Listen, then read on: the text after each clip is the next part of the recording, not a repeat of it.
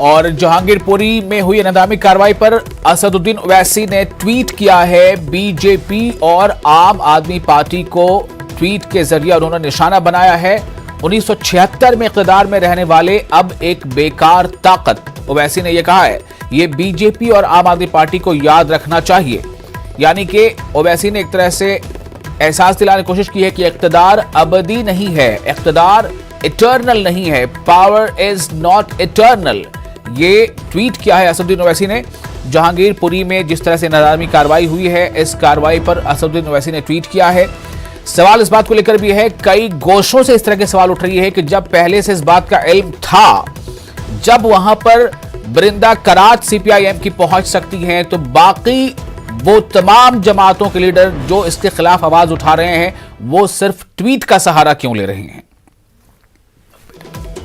बहरहाल असदुद्दीन ओवैसी ने ट्वीट किया है और उन्होंने कहा है अपने ट्वीट में कि ये आम आदमी पार्टी और बीजेपी पर उन्होंने अपने ट्वीट पर निशाना साधा है। उनका कहना है कि पावर इज नॉट इटर्नल, यानी जो भी ताकत है ये जमहूरी निज़ाम में जो अवाम ने जो ताकत दी है हुकूमतों को, ये याद रखना चाहिए कि ये ताकत अबदी नहीं है, हमेशा के लिए नहीं है, ये ताकत एक दिन खत्म होने वाली है। ये असदुद्दीन ओवैसी ने अपने ट्वीट के जरिए बीजेपी और आम आदमी पार्टी को ये एहसास कराया है। उन्होंने साथ ही साथ ये भी कहा कि 1976 की जो पार्टी है वो याद रखना चाहिए कि उसका भी क्या हाल हुआ था। तो उस तरह से ये जो है अवधि नहीं है, ये हमेशा के लिए नहीं है। ये ट्वीट है जहां पर लोगों को ज़रूरत इस बात की महसूस हो रही है कि कोई आए और हमारे मसाइल के लिए आवाज़ उठाए, हमारे साथ मिलकर हमारे मसले पर, हमारे दुख दर्द पर गौर करे। लेकिन ट्वीट के जरिए से ही बातें सामने आ रही हैं। असदुद्दीन ओवैसी ने ट्वीट करके निशाना साधा है बीजेपी पर भी और आम आदमी पार्टी पर भी।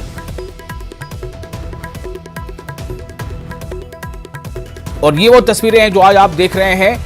ये वक्त जो बताया जा रहा है 12:20 का, जब ये इन्हदामी कार्रवाई मस्जिद से लगे जो उसका एक गेट था, जिसके बारे में कहा गया था कि चूंकि नाले के पर एक गेट बना हुआ था कि वो गेट का जो हिस्सा है वो एनक्रोचमेंट है। सवाल लोग ये उठा रहे हैं कि जब 10:45 पर कोर्ट ने ऑर्डर दे दिया और जब मोबाइल पे कोर्ट का ऑर्डर वहां मौजूद कई लोगों ने, कुछ मीडिया के नुमाइंदों ने भी दिखाया वहां मौजूद अफसरान को जो इन्हदामी कार्रवाई में लगे हुए थे, तो उन्होंने इसे क्यों नहीं रोका। 10:45 से 11 भी मान लें कि 11 बजे कोर्ट का ऑर्डर था, लेकिन 12:30 तक डिमोलिशन ड्राइव चलता रहा।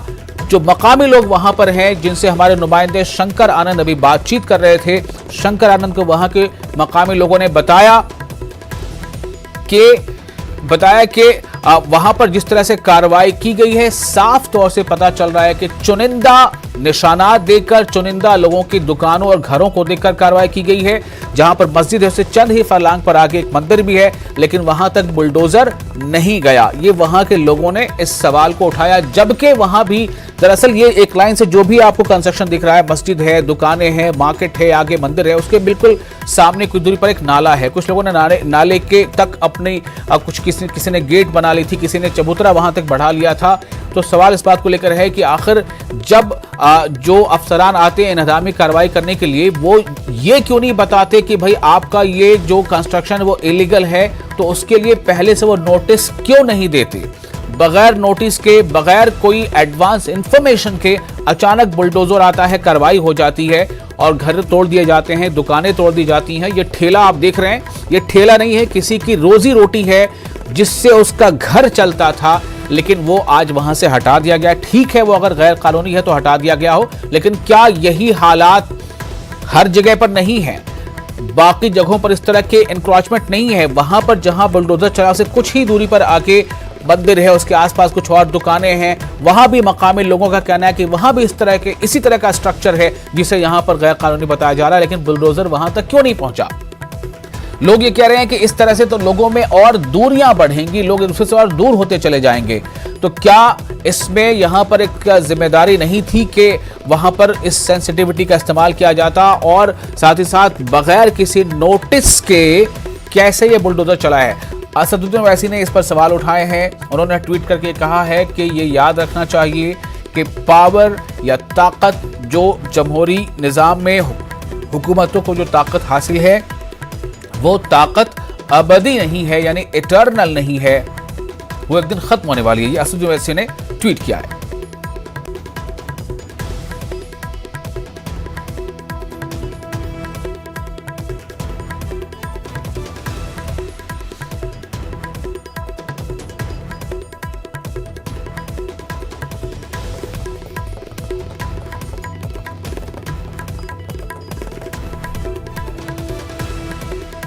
तो दिल्ली से सटे जहांगीरपुरी में आज इन्हिदामी कार्रवाई हुई और जो गैर कानूनी तामीरात हैं उनके खिलाफ बुलडोजर चला और आज अचानक करीब 9 बजे वहां पर 6 या 8 बुलडोजर थे, वो वहां पहुंचे थे उस इलाके में, जबकि लोगों का कहना है कि हमारे जिनके भी घरों या दुकानों के कुछ हिस्सों को तोड़ा गया है उन्हें इससे पहले किसी तरह का कोई नोटिस नहीं दिया गया था और बगैर किसी नोटिस के दिए हुए ये कार्रवाई हुई है और इस कार्रवाई में भी इम्तियाज बरता गया है।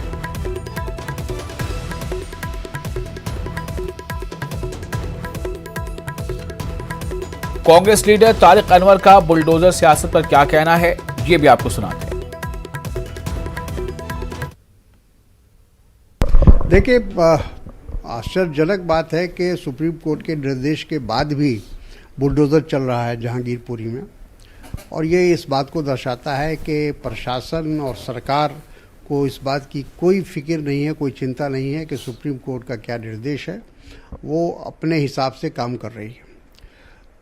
और ये बात स्पष्ट है कि ये जानबूझ के किया जा रहा है, क्योंकि अभी कुछ ही दिनों पहले जहांगीरपुरी में जो घटनाएं हुई, सांप्रदायिक जो तनाव हुआ, ये सरकार इसको दिखाना चाहती है कि हम इन तमाम जो एक समुदाय विशेष के खिलाफ जो कार्रवाई की जा रही है, उससे ये अंदाज़ा होता है कि ध्रुवीकरण की राजनीति जो भारतीय जनता पार्टी की जो का जो एजेंडा है उसको लेकर ये चल रहे हैं। जैसे एक जो आपने बताया समुदाय विशेष को क्या खौफ बनाने के लिए इस तरह कार्रवाई की जा रही है, उत्तर प्रदेश में होती थी, मध्य प्रदेश में और दिल्ली में भी? बिल्कुल, एक समुदाय विशेष को खौफजदा करने के लिए सब कार्रवाई हो रही है। देखिए, देश में कानून है, देश में संविधान है, अगर कोई भी कार्रवाई करनी है, अगर अतिक्रमण के खिलाफ भी कार्रवाई करनी है तो उसका एक प्रोसीजर है, उस प्रोसीजर से जाने पर किसी को इतराज़ नहीं होगा। और फिर एक ही ख़ास मोहल्ले में ये कार्रवाई होना और पूरे दिल्ली के दूसरे हिस्सों में नहीं होना, ये दर्शाता है कि आपकी नीयत सही नहीं है। तो तारिक अनवर ने ये बताया है कि दरअसल ये नीयत सही नहीं है, इस बात को जाहिर करता है। और कांग्रेस का एक बयान ये भी आया है कि बुलडोजर से सिर्फ मकान नहीं बल्कि संविधान को ध्वस्त किया जा रहा है, संविधान को तोड़ा जा रहा है। मौलाना नियाज फारूकी हमारे साथ जुड़ चुके हैं, जो सेक्रेटरी हैं जमीयत उलमा हिंद एडवोकेट विंग के।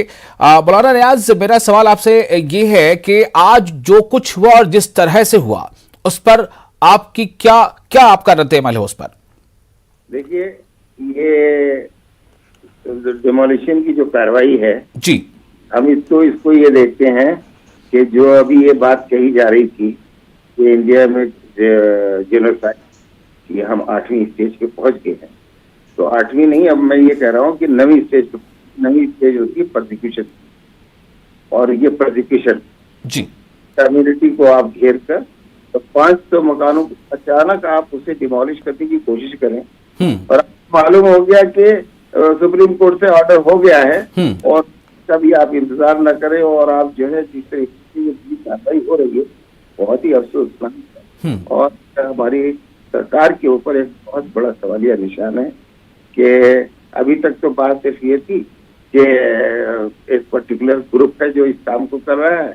अब ये जो ध्रुवीकरण या जिसे कहें कि ये एक तबके को निशाना बनाने की जो कार्रवाई हो रही है, इसमें भी पूरी तरह से शामिल है।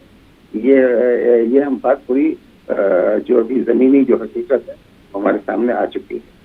हमने जो है बहुत ही कम वक्त मिला हमको, रात में ये अचानक ये पता चला कि 5 मकानों को डिमोलिश करने की कोशिश हो रही है सुबह में, और सुबह में हम सुप्रीम कोर्ट खुलने का इंतजार करते 10:15 बजे सुप्रीम कोर्ट पहुंचे और पता चला कि 9 बजे से डिमोलिशन की कार्रवाई शुरू होगी।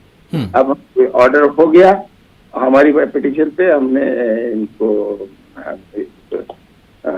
दुष्यंत नावे साहब को खड़ा किया था इस एप्लीकेशन के लिए, और जैसे ही फैसला हुआ हमने म्युनिसिपल कॉर्पोरेशन के जो मेयर हैं और पुलिस है और दिल्ली के जो चीफ सेक्रेटरी हैं उनको फौरन ये ऑर्डर का इत्तला पहुंचाई और उनको। लेकिन आप कह रहे हैं कि फौरन ऑर्डर की इत्तला पहुंचाई, वहां पर ग्राउंड पर ये बात सुनने में आ रही थी कि हमें अभी ऑर्डर मिला नहीं है और इसीलिए 12:30 बजे तक बुलडोजर चलता रहा। देखिए, जब ऑर्डर की बात ये होती है कि जब भी सुप्रीम कोर्ट में कोई ऑर्डर होता है तो उसको साइन करने में 1-2 घंटे का टाइम लगता है, तो वो साइंड कॉपी और पूरी टेक्निकल उसकी जो है उसके इस बात से तो जाहिर है 1-2 घंटे के बाद ही मिलना है। लेकिन ये है कि उनको इत्तला मिल गई तो उनको कोई जल्दी नहीं थी कि ये अचानक रातों रात ये महल खड़े हो गए हैं और इनको 2 घंटे के अंदर गिरा दें, नहीं तो इसके ऊपर किसी देश का कब्जा हो जाएगा। तो ये जो पूरा एटीट्यूड है ये बहुत ही नामुनासिब है और सवाल इसको मार के खड़ा करता है कि ये एक खास तबके को टारगेट बनाने के लिए रमजान का महीना, चंद दिन ईद को बाकी है और ये जो बिल्डिंगें हैं ये आज से नहीं, सालों साल 10 साल से खड़ी हुई हैं, आज तक डिमोलिशन नहीं हुआ। ये अचानक एक रात उठे आप, क्योंकि वहां पे के लोगों ने जो है उनके ऊपर जब अटैक किया गया तो उसके खिलाफ आवाज उठाई, तो उसकी सजा देने के लिए आपने जो ये बुलडोजर का जो इस्तेमाल किया है तो ये जनता भूलने वाली नहीं है और इसका जवाब दिया जाएगा। किस तरह से जवाब देंगे? जवाब एक तो अदालत में हम पूरी तरीके से इस लड़ाई को लड़ेंगे, गवर्नमेंट को एक्सपोज करेंगे और जो सरकार के जो अफसरान हैं उनकी जो जिम्मेदारी होती है, ये तो डायरेक्टली आज के दिन में सब लोगों ने देखा, सारे मीडिया वहाँ पे मौजूद था, मीडिया वाले चिल्ला चिल्ला के कह रहे कि ऑर्डर हो चुका है और फिर भी आप बुलडोजर चला सकते हैं। तो सुप्रीम कोर्ट की ऑर्डर का जो जिस तरीके से अपमान किया जा रहा है खुला और सरकार की तरफ से किया जा रहा है, ये दर्शाता है क्लियरली कि हम कहाँ जा रहे हैं और हमारी पॉलिसी। अच्छा, इसको भी लेकर सवाल उठ रहे हैं नियाज फारूकी साहब की। एक तरफ तो वहां पर ये बड़े ऑफिशियल हो जाते हैं, एक लॉजिक देते हैं कि अभी हम तक जो ऑर्डर है उसकी कॉपी नहीं पहुंची है, लेकिन क्या जिन लोगों के मकान या दुकान तोड़े गए, क्या उन्हें वहां के एमसीडी या दूसरे जिम्मेदार अफसरान के जरिए से या इदारों के जरिए से नोटिस दिया गया था कबल अज वक्त? क्या उनसे नोटिस की रिसीविंग ली गई थी? क्या उन्हें कबल अज वक्त बता दिया गया था 24 घंटे या 48 घंटों पहले कि ऐसा कुछ ड्राइव होगा, उससे पहले आप ये चीजें अपनी हटा लें? एक 10 साल से जो लोग वहां पे रह रहे हैं उनको 24 घंटे का नोटिस काफी नहीं होता है। नोटिस के अंदर नोटिस का मतलब नोटिस होता है, यानी आदमी को इतना मौका आप जरूर देखिए कि उसके लिए जो लीगल प्रोसेस है वो मुझे आपको पता चले। मैं इसका गवाह हूँ कि हमको रात में ये मिलता है और मैं अब बात तक सुप्रीम कोर्ट खुलने वाली है 10:15 बजे जी, तो आप उससे पहले आप नोटिस शुरू करते हैं। तो नोटिस का फायदा क्या हुआ? तो नोटिस दिया जाता है ताकि हमें जो भी कार्रवाई करनी है, मान लिया हमारे बिलोंगिंग्स है, हम उसको खाली करना चाहते हैं या ये कि हम उसके नोटिस का जवाब देना चाहते हैं या कहीं एक्शन लेना चाहते हैं, उसको टाइम देना चाहिए ना आपको। ये कैसा नोटिस है? नोटिस इसे कहते हैं, ये तो जो है डायरेक्टली आप सीधे रक्त चला रहे हैं। तो इसीलिए नोटिस बेमाना है। ये कहना चाहिए नहीं हमने तो 24 घंटे पहले नोटिस दिया। 24 घंटे पे कहीं मकान डिमोलिश होते हैं। तो कितने पहले नोटिस मिलना चाहिए था दुकान या मकान वालों को और क्यों नहीं मिला? मिलना चाहिए था जरूर कि जो लीगल कार्रवाई होती, जो खुद जो जिन इदारों ने इसको नोटिस दिया है उन इदारों को जवाब देने के लिए जो प्रोसीजर उनके यहाँ मुकर्रर है उसके मुताबिक उनको टाइम मिलना चाहिए ना। तो कभी भी पुलिस की तरफ से या कहीं से नोटिस आता तो उसमें लिखा जाता ना कि 15 दिन के अंदर आप इसका जवाब दें या फिलहाल यहाँ पे आप पेश आए या आपका कोई ऑब्जेक्शन है तो आप उसको फाइल करें। लेकिन एक सवाल यहाँ पर यह है नियाज फारूकी साहब कि ऐसा नहीं है कि जो इदारों के अफसरान हैं, चाहे वो एमसीडी के हों या फिर दूसरे इदारों के हों, ऐसा नहीं है कि उन्हें भी नियम कानून पता नहीं होता है, लेकिन फिर भी अगर वो ऐसा कुछ कर गुजर रहे हैं, उन्हें पता है कि हो सकता है कि मामला कोर्ट में जाएगा, हो सकता है हमसे जो है जवाब पुरसी हो, लेकिन फिर भी ये चीजें क्यों धड़ल्ले से होती चली जा रही हैं किसी एक रियासत में नहीं? देखिए, मुल्क सिर्फ कानून से नहीं चलता है कि जो है हर चीज के अंदर आप इस तरीके से टेक्निकली वो करना शुरू कर देंगे तो आधी दिल्ली जो है वो डिमोलिशन के अंदर आती है और यहाँ पे आप आधी दिल्ली को देखेंगे तो वो सब इलीगल बने हुए बताए। तो हर जगह पर आप इसी से डिमोलिश कर देते हैं क्या?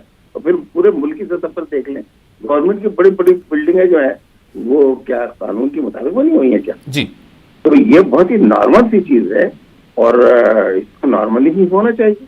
ये थोड़ी कि अगर आपको गवर्नमेंट ने कोई पावर दिया है तो उस पावर का आप नाजायज इस्तेमाल करें।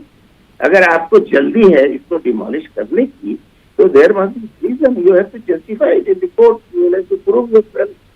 ये इमरजेंसी थी जिसकी वजह से हमको 24 घंटे में डिमोलिश करना बहुत जरूरी था।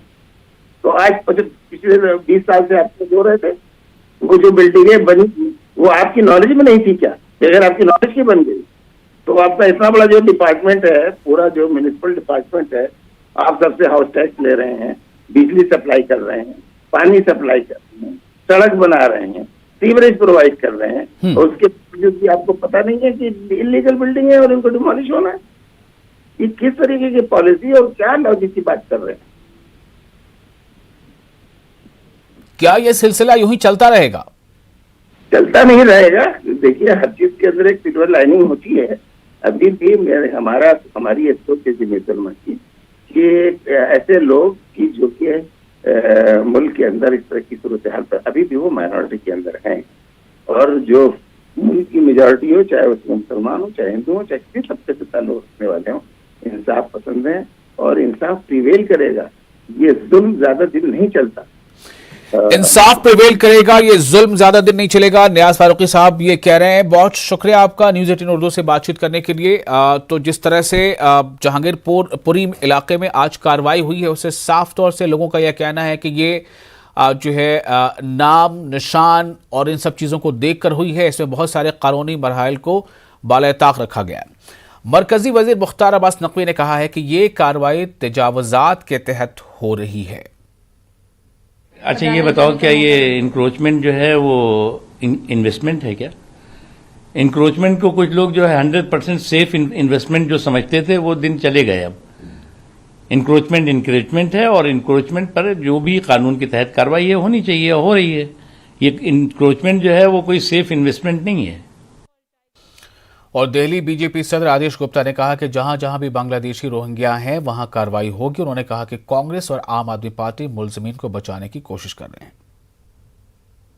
जहांगीरपुरी में जिस तरीके की घटना हुई और उसके बाद दिल्ली बीजेपी अध्यक्ष आदेश गुप्ता ने वहां पर बुलडोजर की मांग की, अतिक्रमण को हटाने की मांग की, और वो मांग भी मंजूर हो गई। लेकिन जब बुलडोजर चला तो उसके बाद सुप्रीम कोर्ट ने उस पर स्टे लगा दिया है। हमारे साथ बात करने के लिए मौजूद हैं दिल्ली बीजेपी अध्यक्ष आदेश गुप्ता। आदेश जी, आपने मांग की और उसके बाद बुलडोजर भी चला, लेकिन सुप्रीम कोर्ट ने जिस तरीके से रोक लगाई, किस तरीके से देखते, क्या कहना चाहेंगे? जो लोग सुप्रीम कोर्ट गए, आज उनकी पहचान का भी वक्त है कि कौन वो लोग हैं जो सुप्रीम कोर्ट गए, कौन है जो दंगाइयों के अवैध धंधों को, अवैध अतिक्रमण को, अवैध निर्माण को बचाना चाहता है। इसके पीछे भी दिल्ली की जनता को और देश की जनता को जानना चाहिए कि वो वही लोग हैं जो राम मंदिर के निर्माण का विरोध करते थे, जो राम जी के अस्तित्व को नकारते थे। वही वकील गए हैं, कांग्रेस की आला कमान के बहुत खास हैं, वही वकील गए हैं और वही संस्था के याचिका पर गए हैं जो आम आदमी पार्टी का दिल्ली में सपोर्ट करती है। तक आखिरी सवाल है कि जिस तरीके की कार्रवाई निगम ने वहां पर की, उसको लेकर सुप्रीम कोर्ट ने एमसीडी को नोटिस भी जारी किया है। देखिए, ये माननीय उच्चतम न्यायालय का मामला है। अगर उनके पास कोई नोटिस सर्व होगा तो निश्चित रूप से वो उस चीज़ को देखेंगे। फिलहाल जिस तरह से निगम ने एक्शन लिया है और दंगाइयों के साथ साथ जो अतिक्रमण है उसको हटाने का जो एक्शन लिया वो बहुत अच्छा है। बाकी जो न्यायालय के अंदर कोई फैसला आता है तो न्यायालय करेगा, लेकिन जनता और देश देख रहा है कि न्यायालय कौन लोग गए, किसको बचाने के लिए गए। दंगाइयों को बचाने के लिए कांग्रेस और आम आदमी पार्टी मिल गई है, ये देश जान रहा है। तो आपने देखा, ये थे हमारे साथ बात करने के लिए दिल्ली बीजेपी अध्यक्ष आदेश गुप्ता, जिनका कहना है कि जहां जहां अतिक्रमण होगा वहां निगम कार्रवाई करेगा और पूरा देश ये देख रहा है कि उन दंगाइयों को रोकने के लिए कोर्ट कौन पहुंचा। कैमरा पर्सन नगेंद्र के साथ रचना, न्यूज़ 18 दिल्ली। अगर कोर्ट से इंसाफ मिलता है तो क्या सवाल फिर उस पर भी होगा? इस सवाल का जवाब ढूंढने की कोशिश कीजिए। फिलहाल मुझे दीजिए इजाजत। आदाब।